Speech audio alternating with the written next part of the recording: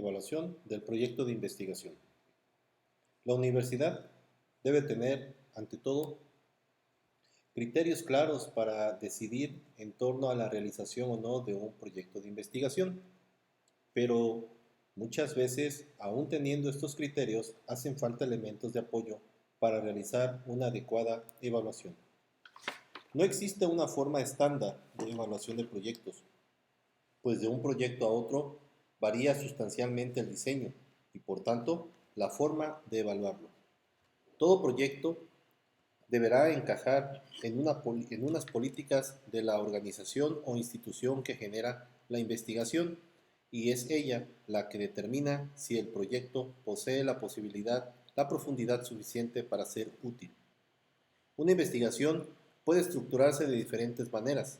La evaluación de los diversos pasos del proyecto puede asignarse a diferentes equipos. Una sola persona es un criterio injusto y poco científico de evaluación para un proyecto. A mayor complejidad del proyecto, mayor debe ser el número de personas que deben intervenir en la evaluación y, si es del caso, se deben conformar equipos interdisciplinarios.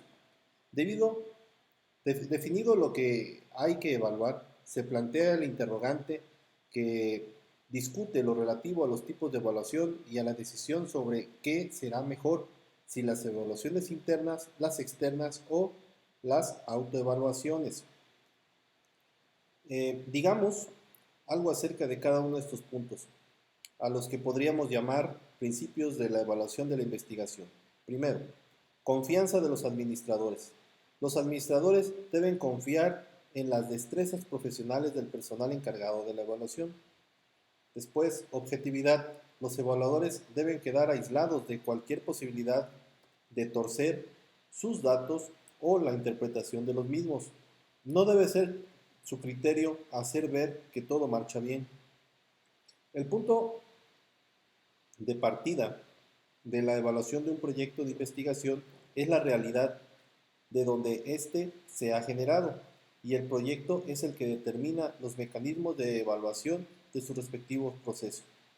La realidad y el proceso frente a la evaluación son los factores que en ningún momento pueden ser dejados a un lado y que nos permiten una buena administración de un proyecto. No puede el investigador estar a espaldas de la realidad. De igual forma, tampoco el evaluador puede estar a espaldas del proyecto investigativo. Además, es necesario tener en cuenta las prioridades de diversas instituciones que pueden intervenir en relación con la financiación y evaluación del proyecto. Primero, la comprensión frente al tema del proyecto. El conocimiento de lo que se está haciendo en el proyecto es de vital importancia para que el que va a hacer la evaluación. Potencial de utilización. La utilización de los recursos requiere a menudo que los evaluadores se desempeñen activamente para pasar de los datos de la investigación a la interpretación de los resultados de su contexto de política general. Autonomía. El equipo adscrito al centro de investigación, por lo general, da por sentado los supuestos fundamentales y los esquemas de la organización frente al proyecto y realiza su evaluación dentro de este marco existente. Los de fuera quizás puedan ejercer mayor autonomía y ver las cosas con una perspectiva más amplia. Estas consideraciones deben sopesarse de manera cuidadosa.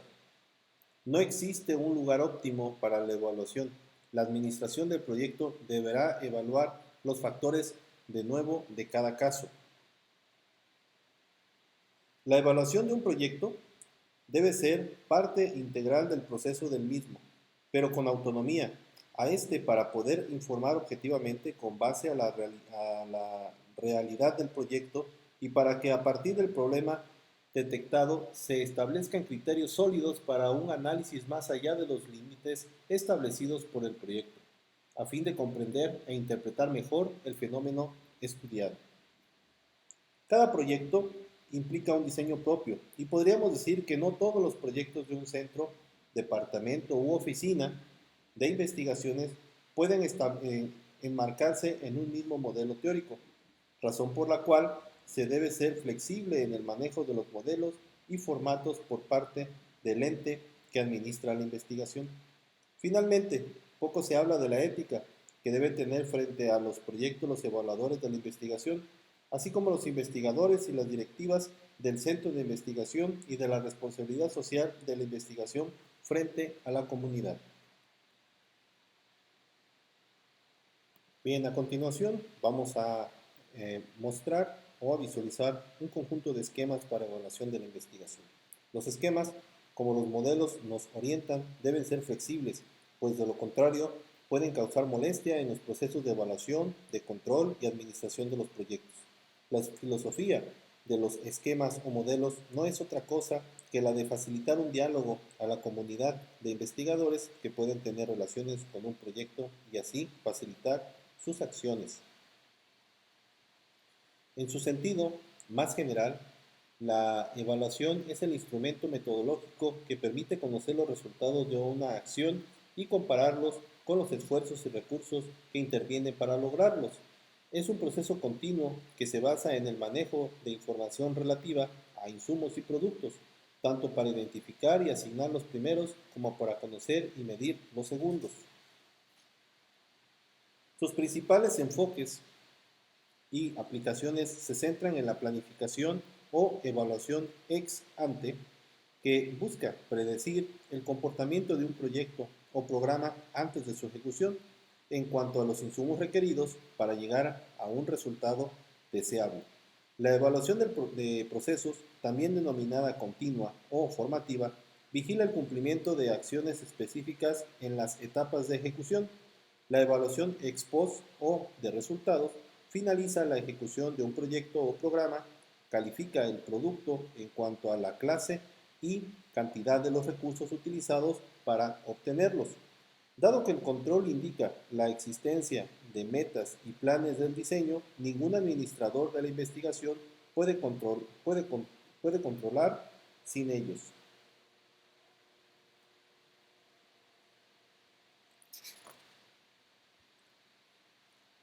Los mecanismos de evaluación de la investigación hacen referencia a la forma y organización para realizarla, así como a los procedimientos de asignación de recursos para este propósito.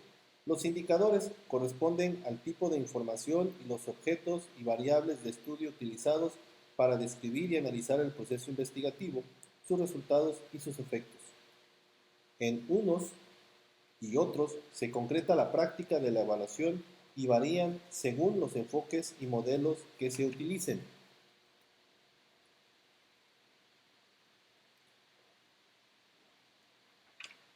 Estas características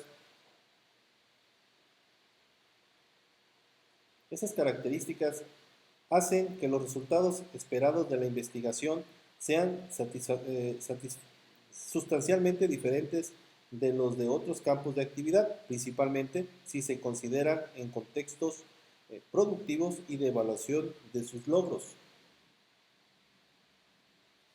Evaluar la investigación y sus resultados requiere entonces el desarrollo de aplicaciones particulares que tengan en cuenta las características del proceso y no solo del supuesto de que el producto de la investigación se puede medir en términos de la velocidad y la dirección del aumento de la productividad y en cómo este aumento se puede disminuir entre productores y consumidores. En efecto, el resultado fundamental de la investigación es un nuevo conocimiento. Sin embargo, el conocimiento derivado de la investigación solo es útil cuando se convierte en aplicaciones prácticas y en productos que se pueden utilizar para satisfacer necesidades y resolver problemas.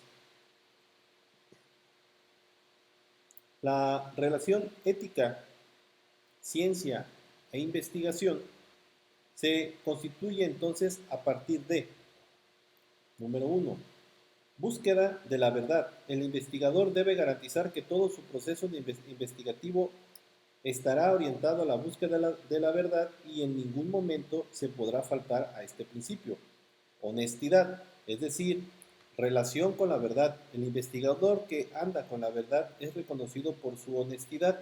Es entonces la honestidad del investigador la que garantiza que los resultados presentados corresponden al proceso investigativo realizado y que no representan distorsión alguna ni para beneficio propio o en factor de terceros. Tercero, bienestar de la comunidad y su entorno. La ciencia y la investigación tienen en sí mismas su valor y este deberá estar siempre centrado en la búsqueda del bienestar comunitario, pues muchas veces se corre el riesgo de contrariar este valor, pues se causa daño ecológico por descuido se causa destrucción y disolución social. Cuarto punto, justicia y humildad. El investigador debe poseer la suficiente madurez y honestidad para reconocer y valorar el trabajo de su equipo, de sus colegas, reconocer aportes de otros investigadores, admitir errores y equivocaciones propias. La justicia hace relación a la verdad y a la honestidad. 5. Secreto profesional. Es en la investigación en donde con mayor medida se debe tener prudencia y madurez para la consideración de los secretos propios de la investigación y en especial claridad para un adecuado manejo de resultados. 6. Ética profesional. Cada investigador realiza su proceso investigativo en su disciplina o profesión, razón por la cual no podrá en ningún momento separar su proceso de cumplimiento de las normas propias del ejercicio profesional, es decir, del Colegio de Éticas de su profesión. Algunas profesiones, en especial las del área de la salud, además de su código de ética profesional, han desarrollado normas específicas de ética en procesos de investigación. Y bien, en este siguiente apartado se va a observar de manera muy rápida cuál es el manual y la escala de evaluación y análisis de proyectos de investigación, donde se van a considerar un objetivo, que es evaluar y analizar los proyectos de investigación en forma sistemática a fin de determinar su viabilidad y coherencia como condición necesaria para su desarrollo. Un manual. El manual estará dividido en análisis del tema, que considera los criterios que deben ser orientadores para los evaluadores, en donde deben de manejar el interés, el enfoque, la amplitud, la utilidad, el tiempo y los recursos. Respecto al análisis y evaluación del modelo teórico, los objetivos de la investigación se le pueden considerar los externos, generales, internos y específicos. Respecto al problema de la investigación, pues se puede considerar el título, el planteamiento, la descripción, los elementos y la formulación.